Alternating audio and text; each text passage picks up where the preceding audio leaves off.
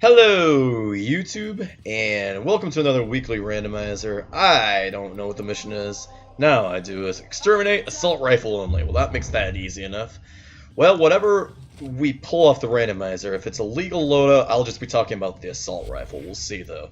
If it doesn't pull up an assault rifle, I'm going to hit the randomize button again. So, let's see what we come up with here. Is this going to be an assault rifle? I think the Ignis counts. Okay, that's going to be an interesting one to work with, especially on Limbo. Exterminate's going to be not necessarily one of Limbo's strong suits. The Warframe doesn't deal a whole lot of damage, but he can perform a mission like this very safely. Let's go ahead and talk about the Ignis Wraith. Now, if I may say, operator, a big thing about the... thank you for distracting me there, Wordis. A big thing about the Ignis series is that they are a set of weapons that doesn't have a very high raw damage output, but the Ignis cleaves completely through all enemies that touch it, which means that if you're torching, 5, 6, 7 enemies at once, that just means that that's how much your damage is getting multiplied by. And that means that the Ignis is one of those weapons where the mechanics allow it to scale up against high-level enemies very well. Even though any individual enemy may have a very long time to kill, just by spreading the flames over large groups of enemies, you can deal massive amounts of damage by comparatively slowly killing all of the enemies at once, as opposed to killing each enemy rapidly one at a time. So, what the build I've got running here is based on a Riven I have. As you can see, this Riven has received a lot of rolls and a lot of nerfs. Ignis used to have like a 95% Riven disposition, now it's on like a 65%, something like that. It's not very good anymore. The Riven we've got here is primarily just status chance multi-shot. That's all the better I've ever been able to roll on it. I think it would be better set up if it was also providing a third stat, obviously. Good ones for the Ignis Wraith would include critical chance and obviously something like base damage or even punch through. Punch through is also a rather valuable stat on the Ignis because it allows the flames to go through objects. The flames have 100% punch through on enemies, but not on objects. At least not since the Ignis was reworked with the other changes to beam weapons. In general, but nowadays the Ignis is a very strong weapon, especially in terms of ammo economy. It fires at 8 ticks a second of ammo, which is even slower than...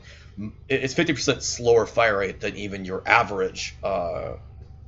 even most other beam weapons out there don't consume ammo at a faster rate than the Ignis. So the Ignis is very ammo efficient. You can just spam it over an area, and it will not only deal a lot of stats proc, a lot of corrosive, a lot of heat, a lot of blast if you're set up that way, or radiation, but it will also kill those enemies pretty effectively. Now, I think that we're doing here with my Ignis Wraith, since this is the Wraith variant of the weapon. As you can see here, the Wraith variant actually has pretty good critical statistics. The regular Ignis is, I believe, something like a 10% 2 times or a 15% 2 times, something kind of mediocre.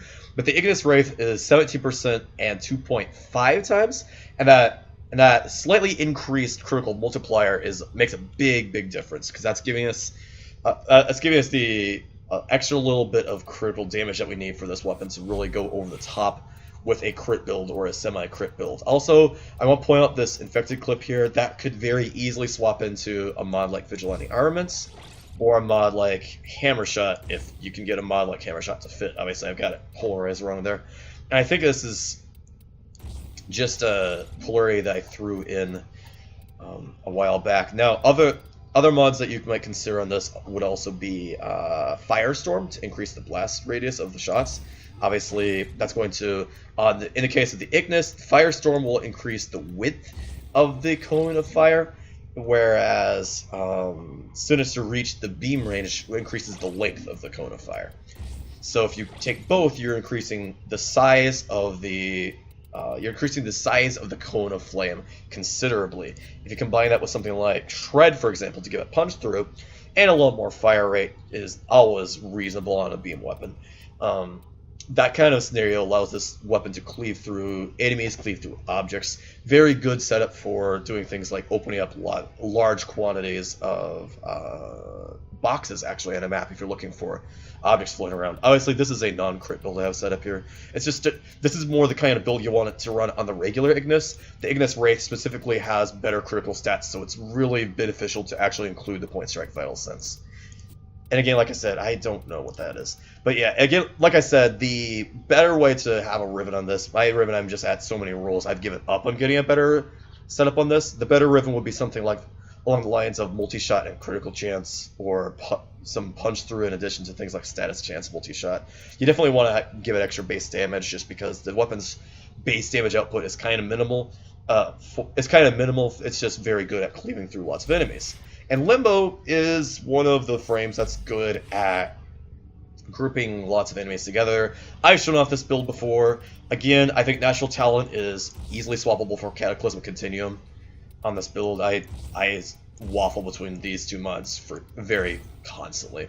A big thing about Limbo is just that if you're going to be going with a build where you're running a big Cataclysm, you have to learn how to play them to not cock block your enemies, or not your enemies, your allies. You obviously want to block your enemies from being able to do anything to you. You want to make sure you learn how to use abilities like Cataclysm and Stasis and whatnot to keep from blocking your allies from dealing damage. So long as you're ensuring that the only enemies that are banished are either within the Cataclysm or they're enemies that are directly in front of you that you're in the process of killing, those are then okay, you're probably going to be playing him well. But if you're leaving enemies banished all over the map, you're gonna create problems for your squad. So that's my recommendation for new players wanting to pick up some more Limbo expertise. Also, something looks really weird. Oh, I know why my Limbo looks so weird. It's because of these Haruto City on him. Those are glowing bright green. Yeah, I don't know what the heck to say about that energy color. It's very virulent, and hopefully it doesn't translate into the mission itself as well. Okay, so Ziniric, of course. Here's the way my Ziniric's set up right now. I need to actually get more of a pool so I can grab one of these unbound things. Yeah, I know.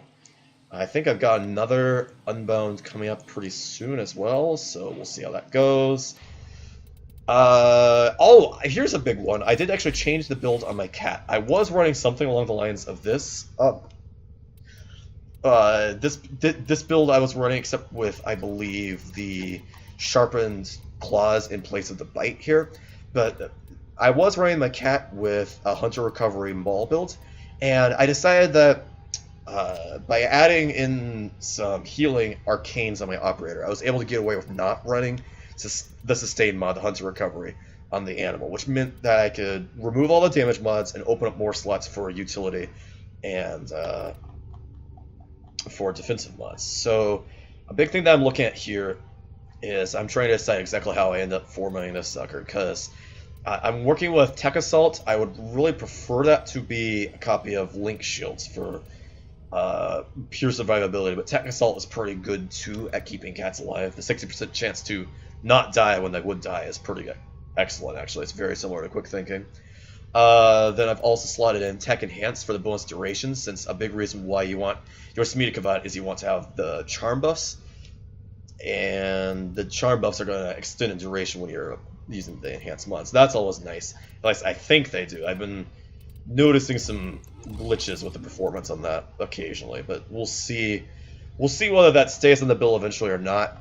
Like I said, a big thing is I'm trying to decide whether I'd rather be running mods like Enhance or whether I'd rather be running things like Sense Danger. This being the mod where the Kavat scans the nearby room for enemies and highlights all of them so you can see them coming in.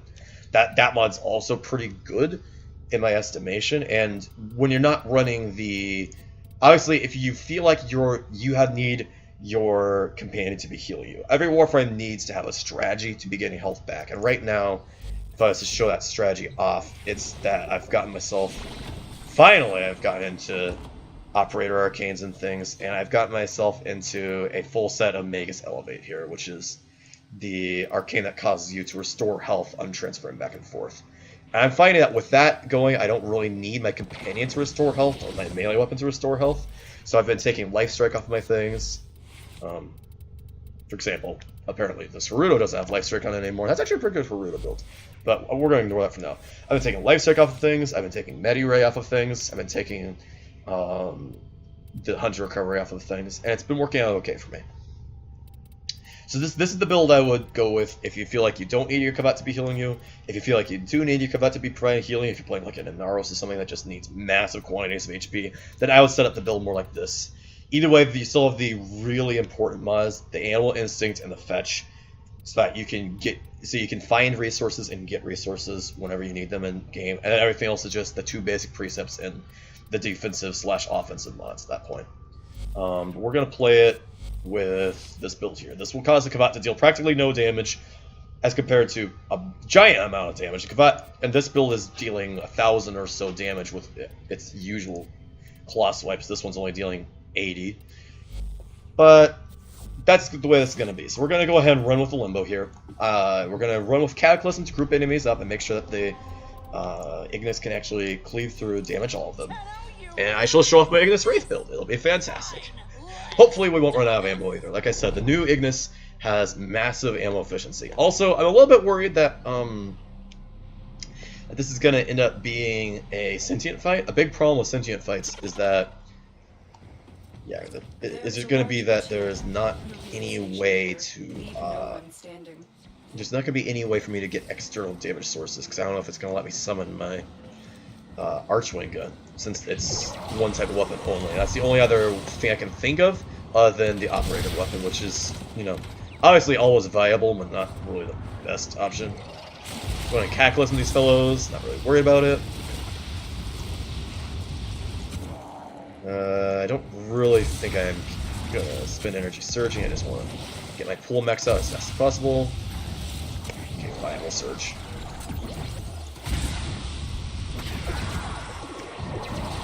There's stasis again, yada yada.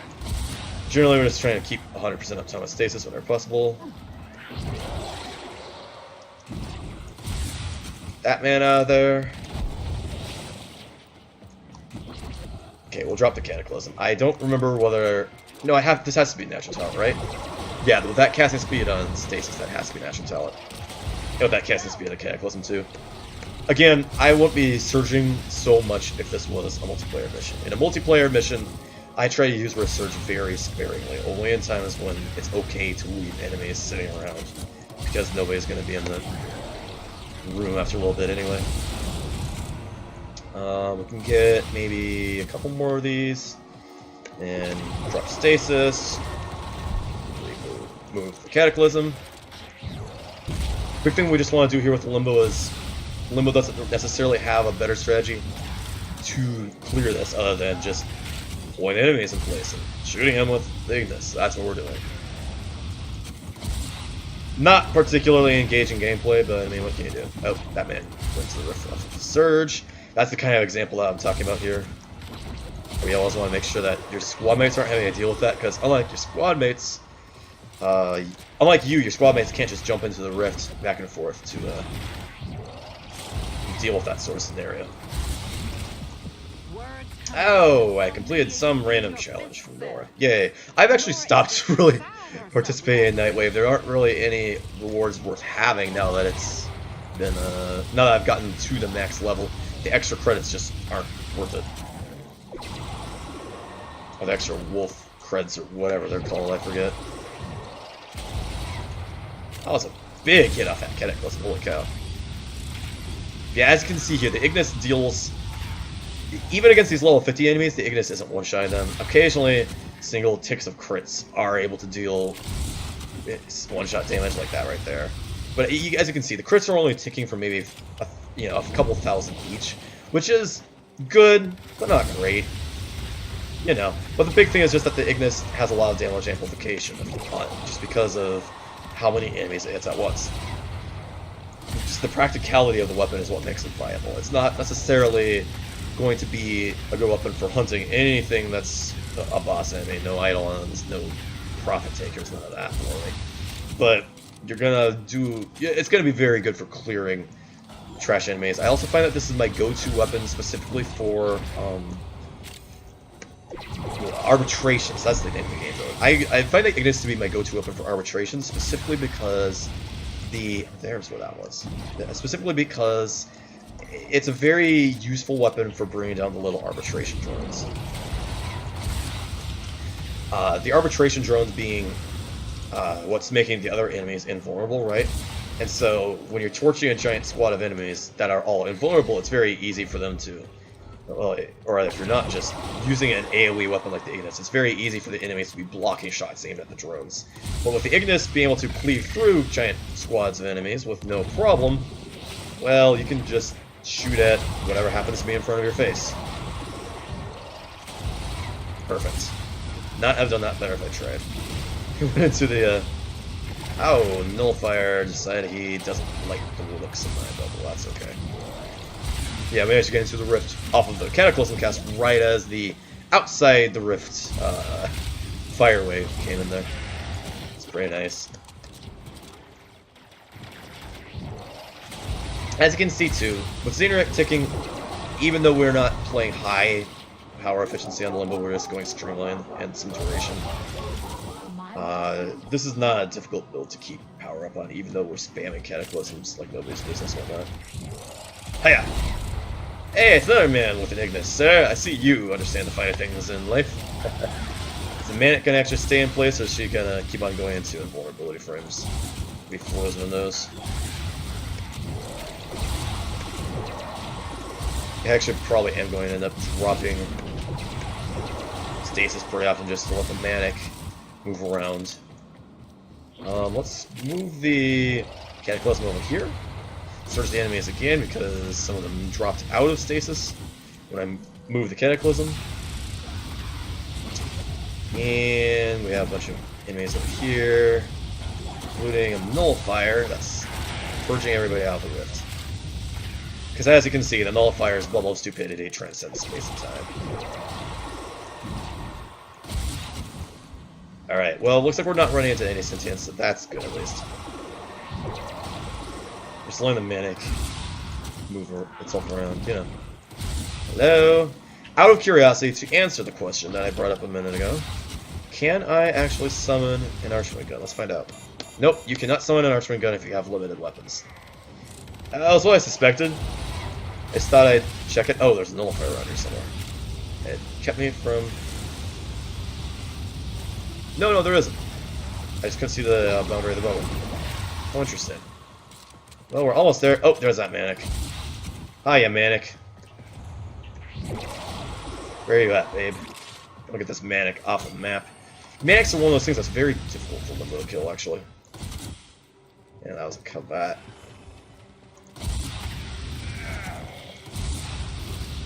They're one of those enemies where, because Limbo is so much about so much about crowd control and has so little burst DPS, that makes it so that the Manic's invulnerability frames are very strong at fighting him, actually. He runs out of things to do in a hurry to fight them. You freeze them in place, you deal some damage, then they go invulnerable. What do you do at that point, you know? Answer is not a whole lot. Well, let's get out of here. Oh, Manic, you are advantaged on me again. Frustrating. You are a source of constant frustration, Manic. There we go. That was all I wanted. Okay, we're good. Alright, well that was simple. Simple, to the point, showing off how good the Ignis is. That's the weekly randomizer. Herp to drip out. Peace.